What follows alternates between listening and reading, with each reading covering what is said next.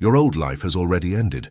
The relationships, the job, the version of you that you have meticulously built and performed for years, they are no longer energetically viable. And the proof, the undeniable evidence that this is true, is that you are watching this video right now. This is not a failure. This is not burnout. This is not a string of bad luck or a psychological collapse. It is a measurable quantum phenomenon called a frequency incompatibility event. It is a moment in your timeline where your core consciousness has upgraded to such a degree that your old reality and the identity that sustained it can no longer hold you. The container has shattered because you have become too vast for it. In the next 55 minutes, I will show you the physics behind why your life had to end. I will reveal the 3 undeniable death markers that prove this is happening to you right now. And I will give you the exact protocol to navigate this transition without panic, without resistance, and without the self-sabotage that traps so many people in the ghosts of their dead lives. This is not mysticism or spiritual platitude. This is based on the hard science of quantum biology and the documented principles of identity phase transitions. It is the same process that governs the most profound transformations in nature, the fundamental law that an organism must die to one form to be born into another. You are not breaking down. You are a caterpillar entering the chrysalis, and the rules of your old world no longer apply. This is why you have been feeling like a ghost in your own life. Everything looks the same from the outside, the same house, perhaps the same job, the same people in your orbit. But inside, you feel a profound and terrifying disconnect. You feel like you are watching a movie of your life instead of living it. You show up, you perform the tasks, you say the words, but you are a phantom, haunting the architecture of a life that no longer feels like yours. You feel like you are mourning someone who isn't even dead yet, that someone is your old self. And yes, they are dying. But what I need you to hear, what I need you to absorb into the very marrow of your bones, is that this is not only normal, it is necessary. It is the primary, undeniable symptom of identity metamorphosis. The grief is real. The disorientation is real. The fear that you are losing your mind is the most common indicator that you are, in fact, entering a higher state of order. So what exactly happens during a spiritual death? It begins with your system recognizing a frequency it can no longer tolerate. The subtle lies you told yourself, the compromises you made to keep the peace, the relationships that were built on a version of you that no longer exists. Your entire being has started to reject them like a body rejecting a foreign organ. If you recognize yourself in this description, if your life feels like it's ending in slow motion, hit like right now. This is your first act of acknowledgement that you're not going crazy, you're going quantum. The mechanism for this collapse is the frequency incompatibility event I mentioned. Let's make this tangible. Imagine your old life was a radio station broadcasting at 98.7 FM. For years, maybe decades, your personal receiver was perfectly tuned to it. The signal was clear. You knew the songs by heart. You understood the rhythm of the programming. You were familiar with every bit of static. It was your home frequency. But recently, without your conscious permission, your internal receiver began a systemic recalibration. Your consciousness, your very energetic signature, started vibrating at a new frequency. Let's call it 107.5 FM. Now, when you try to tune into your old life at 98.7, all you get is distortion. You hear a faint, ghostly echo of the music that used to define you, but it's mostly noise, static, and an unnerving silence. The old station wasn't destroyed. It didn't vanish from the airwaves. You simply out-frequencied it. You are no longer compatible with its broadcast. Your entire reality structure, your career, your social circles, your very sense of self, is dissolving not because it is broken, but because you are no longer the receiver designed to pick it up. Your new frequency is literally dissolving the old structures, like a high-frequency sound wave shattering a glass. It is not an attack. It is a consequence of your own expansion. The terror you feel is the terror of listening to that static and believing the music is gone forever. The anxiety is the reflex of trying to violently retune your dial back to a frequency that can no longer sustain your new consciousness. It will not work. It cannot work. The relief comes from realizing you just need to fully tune into the new station that is already broadcasting. You are not lost in the noise. You are in a sacred, calculated transition between signals. By the end of this video, you will move from terrified that your life is falling apart to empowered that your life is being upgraded by a force far more intelligent than your conscious mind. You will stop trying to fix the static on the old station and begin to finally hear the symphony that has been waiting for you, clear and powerful, on the new one. That feeling of relief you're experiencing right now is not a trick. It's the first sign that your system is recognizing the truth of its own condition. But relief is not enough. To navigate what comes next, you need a map. You need a comprehensive, almost clinical understanding of the demolition process your identity is currently undergoing. To do that, we must look to one of nature's most brutal and beautiful transformations, the chrysalis. We use the caterpillar to butterfly story as a gentle metaphor for change. But we conveniently ignore the horrifying reality of what happens inside that casing. The caterpillar does not sprout wings. It does not gracefully morph. It digests itself. From the inside out, the caterpillar releases enzymes that dissolve its own body into a nutrient-rich, protein-heavy soup. It liquefies its own form, destroying its muscles, its organs, its very structure, until almost nothing of the caterpillar remains. It becomes a pouch of primordial goo. This is not poetry. It is biology. This is the non-negotiable, death before rebirth protocol hardwired into its DNA. There is no butterfly without the soup. The dissolution is not a phase of the transformation, it is the absolute requirement for it, and you are in the soup phase. The panic, the confusion, the sense that your entire personality is dissolving into an unrecognizable mess. This isn't a sign that you're failing. It's a sign that the process is working perfectly. Your identity is being enzymatically broken down by your own higher consciousness, because the caterpillar form you inhabited can no longer sustain the frequency of the butterfly you are destined to become. You are not breaking down randomly. You are being systematically liquefied. This is the central tenet of what we will call the quantum death navigation protocol. It is not a system for fixing your old life. It is a system for recognizing that you are in the dissolution phase and learning how to cooperate with it consciously, instead of fighting the inevitable and prolonging the agony. The protocol is about understanding the physics of the soup. This is why everything is falling apart at once. Your system has initiated a synchronized dissolution protocol. Nothing is random. The job, the relationship, the belief systems, the daily habits, they are all caterpillar parts, and they are all being dissolved by the same enzymatic process. Your consciousness has given the command to self-digest. This is why resistance is not only futile, it is the very source of your suffering. When you feel that desperate urge to call your ex-e, to apply for a job just like your old one, to cling to friends who no longer resonate with you, what you are doing is insane from a biological perspective. You are a cell in the chrysalis soup trying to rebuild a caterpillar leg. You are fighting your own evolutionary programming. The old structure is chemically, energetically, and spiritually slated for demolition. Trying to get back to normal is an act of profound self-sabotage. You are trying to undissolve. You are trying to rewind a biological imperative. Resistance creates suffering, not salvation. Every time you fight the dissolution, you are screaming at your own soul that you prefer the limitations of the caterpillar to the terrifying contained, formless potential of the soup.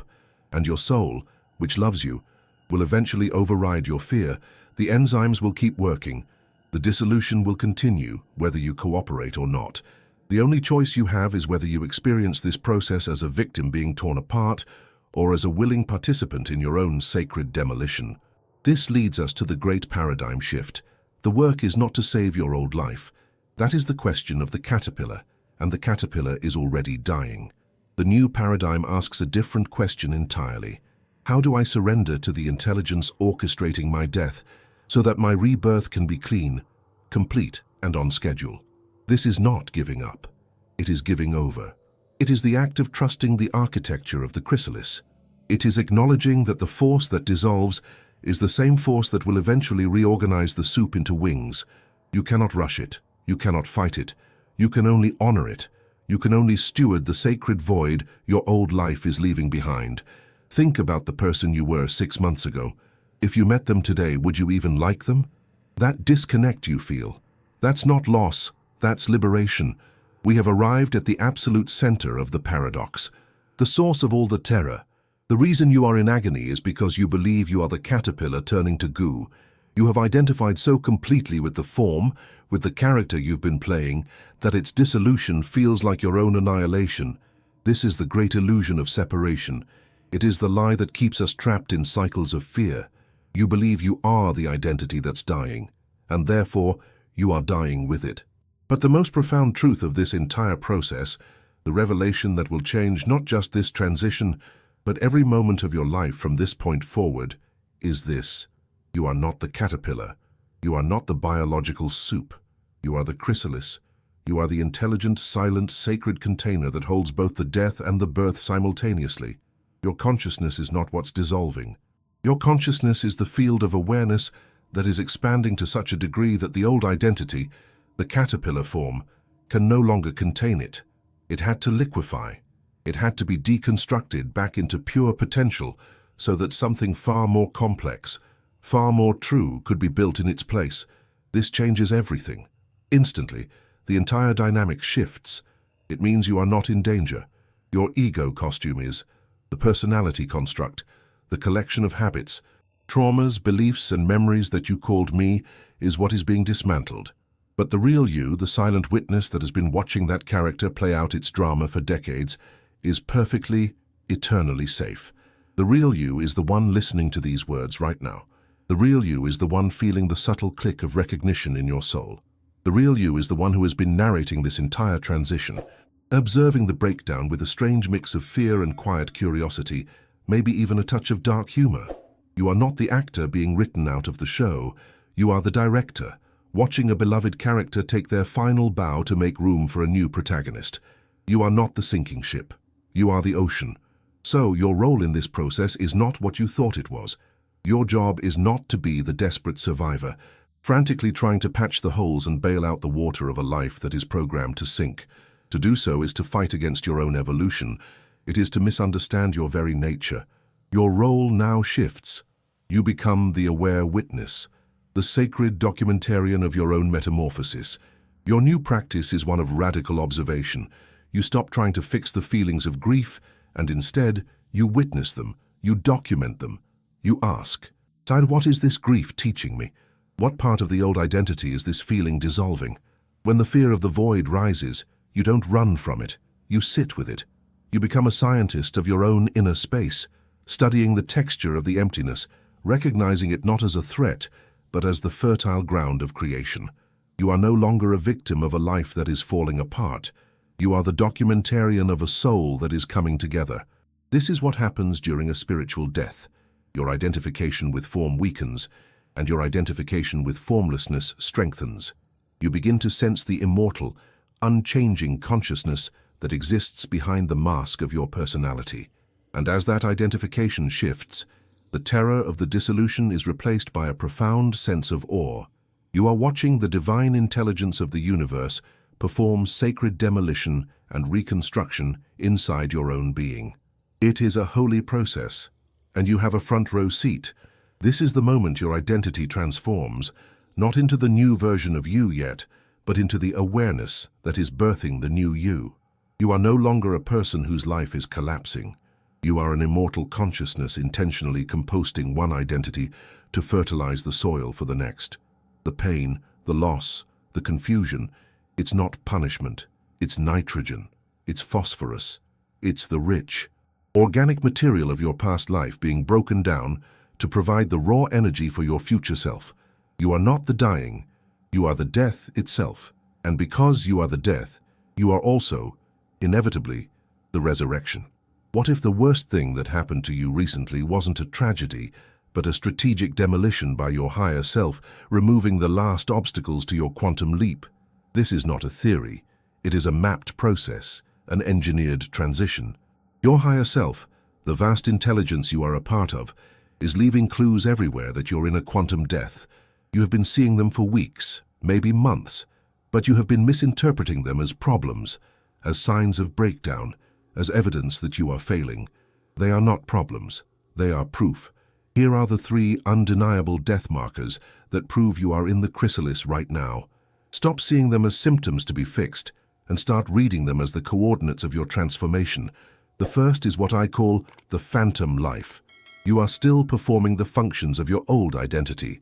You go to the job, you participate in the relationships, you follow the routines. From the outside, nothing has changed, but on the inside, you feel like an imposter. You feel like you're watching a movie of your own life, and you're no longer the main character. You're just a ghost in the audience. This is not dissociation in the clinical sense. It is something far more profound. It is the direct experience of your consciousness already existing partially outside the old timeline. Your energetic body, your center of awareness, has already begun to migrate to a new frequency.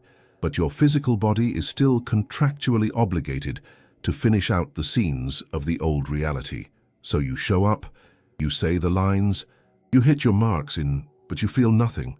There's a sterile distance, a layer of psychic glass between you and the events you are participating in. You're a ghost, haunting your own existence. You might feel a strange sense of guilt about this, as if you're faking it. You are. You are faking being the person you used to be because that person is no longer home. That identity is a vacant house. And you are just the caretaker, making sure the lights are turned off one last time.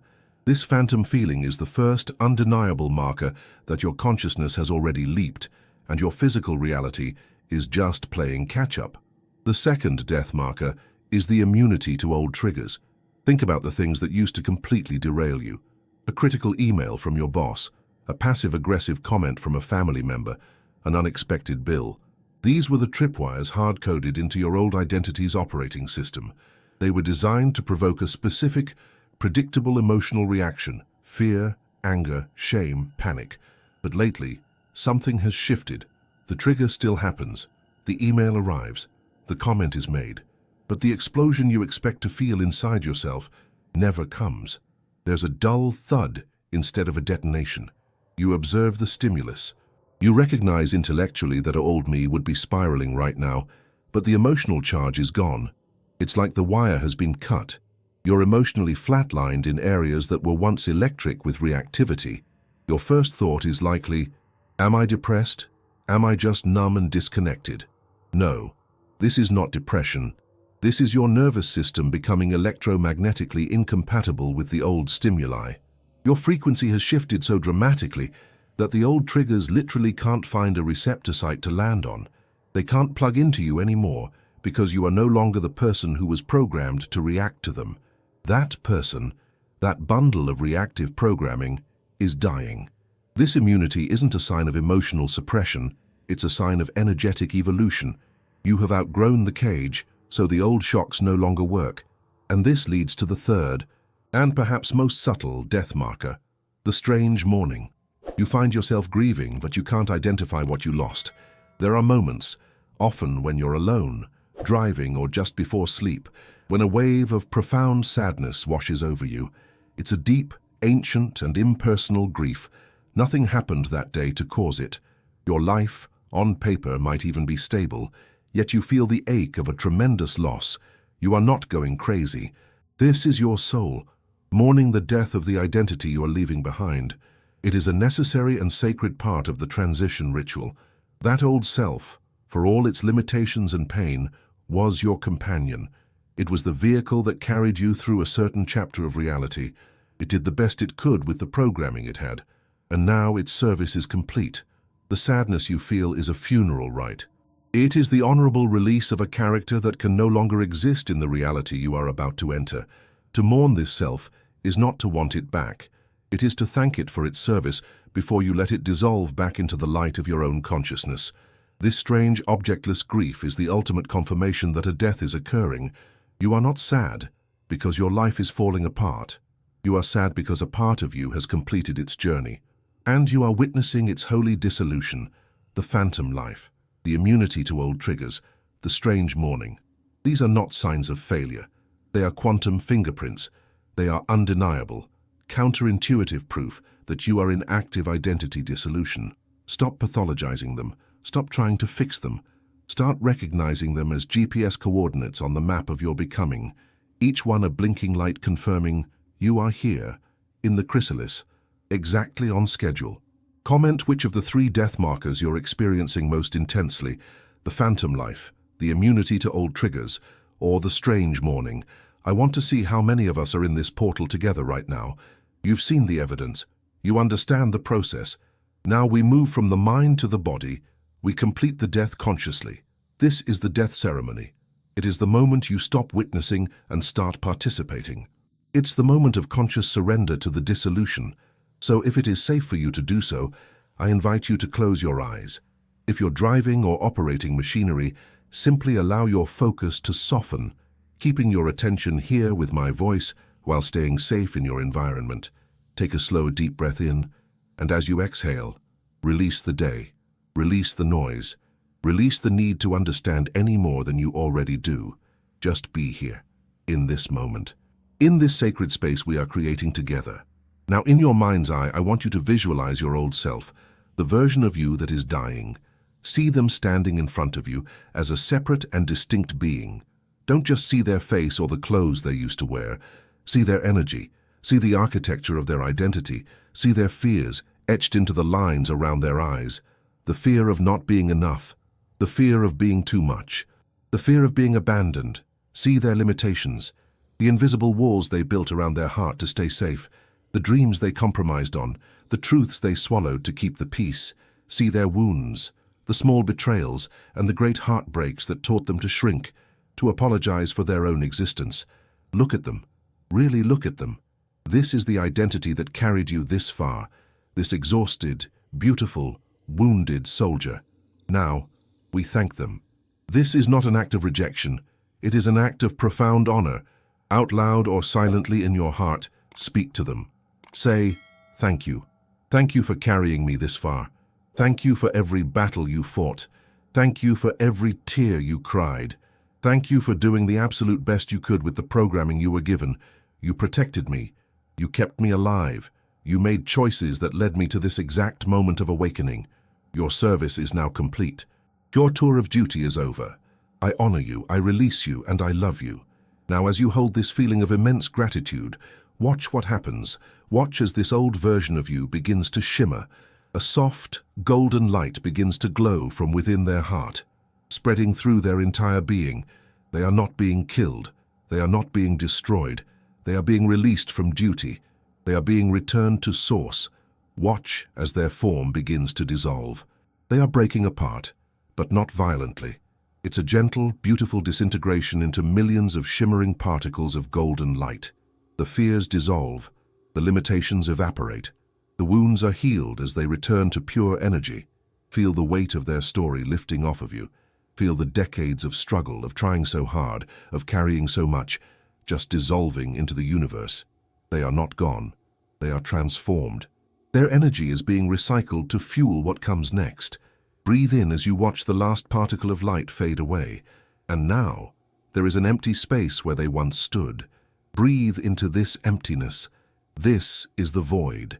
This is the quantum soup. For a moment, just exist in it. Feel the silence. Feel the space. Your mind will want to rush in and fill it with plans, with fears, with a new identity. Don't. Stay here. This void is not nothing. It is everything. It is infinite potential. It is the fertile darkness from which your new self will crystallize. This is the womb, the chrysalis. This is the most powerful state of being you can occupy. Take one more deep breath into this sacred emptiness, and slowly, gently, begin to bring your awareness back to your body. Feel the chair beneath you. Hear the sounds around you. When you are ready, you can open your eyes. Welcome back. As you return to this moment, ask yourself, what part of my old identity am I still clinging to out of fear, not love? Name it. You have just performed a sacred act. You have consciously participated in your own death. And because you have done this, because you have honored the end with such grace and awareness, your rebirth will not be an accident. It will be a conscious creation. You are no longer someone whose life is falling apart. That identity is gone. You are a transition guardian. You are the conscious steward of your own metamorphosis. From this moment forward, every choice you make either honors the sacred death you have just completed, or it attempts to desecrate the process by resurrecting what must stay dead. Your new role is to protect the void, to guard the sacred emptiness so that what is truly new can emerge. Here is how you operate from this awareness. Here's how to navigate a spiritual death consciously. 3 protocols for the dissolution phase. The first is the non-resuscitation pact. This is a conscious, binding agreement you make with yourself right now. You will not attempt to revive what is dying. You will not try to call back the old friend, fix the old relationship, or reclaim the old job. When you feel that familiar pang of panic, that desperate urge to get back to normal or to repair the life that just dissolved, you will recognize it for what it is. A fear reflex. It is the ego's last attempt to reanimate a corpse. Your only job is to breathe through it. You witness the impulse, you acknowledge the fear, and you let it pass without action. You do not perform CPR on a timeline that has flatlined. You let the dead stay dead. This is not cruelty. It is the highest form of compassion for the being you are becoming. The second protocol is the identity inventory. For the next 7 days, carry a small notebook or use a notes app on your phone. Your only task is to document every moment you catch yourself defining yourself by your past. Every time the words, "I am," followed by an old descriptor, cross your mind. I am an anxious person. I am not good with money. I am someone who always gets hurt. Every time you begin a sentence with "I always" or "I never," you will write it down. You are not to judge it. You are not to fight it.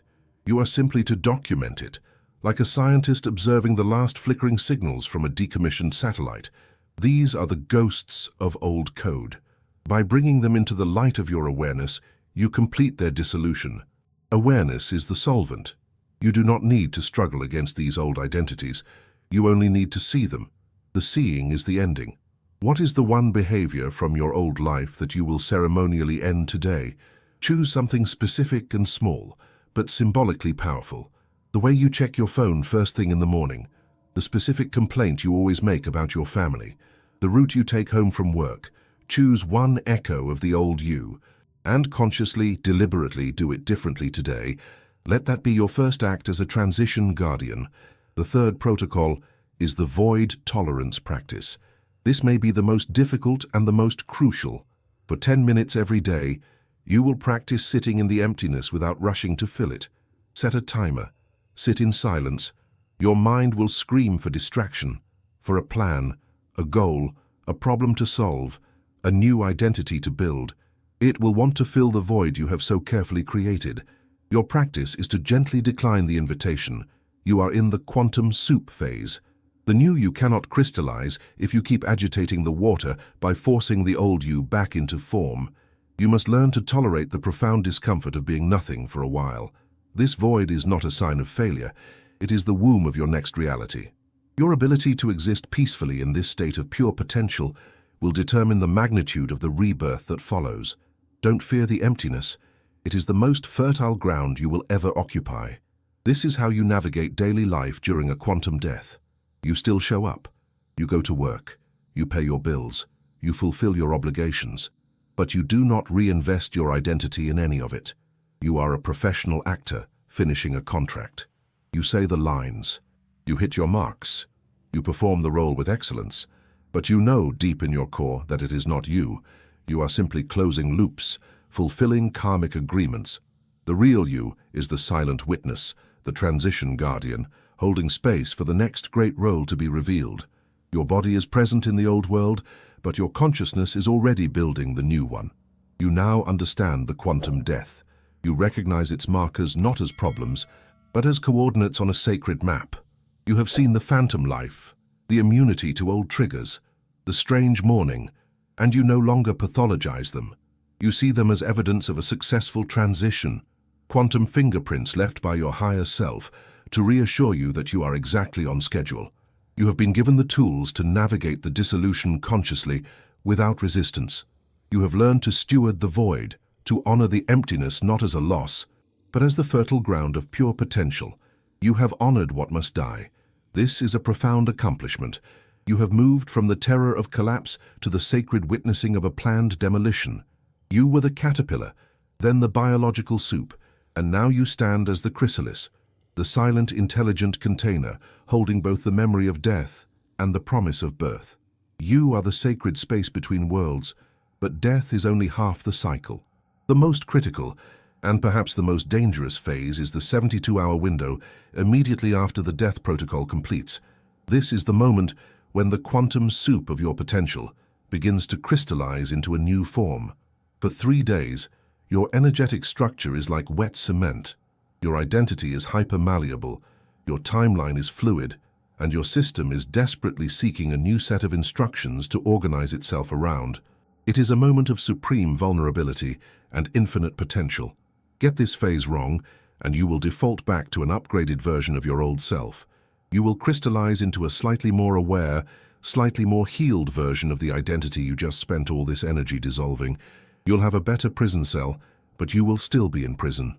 The system, in its desperate search for stability, will latch onto the most familiar energetic blueprint it can find, the ghost of who you used to be. This is the great cosmic sabotage, the final test of the transition. Mastering the death is crucial. It is the prerequisite for entry into the new reality. But mastering the rebirth is what determines whether you transcend or just recycle. This is the point where most people fail.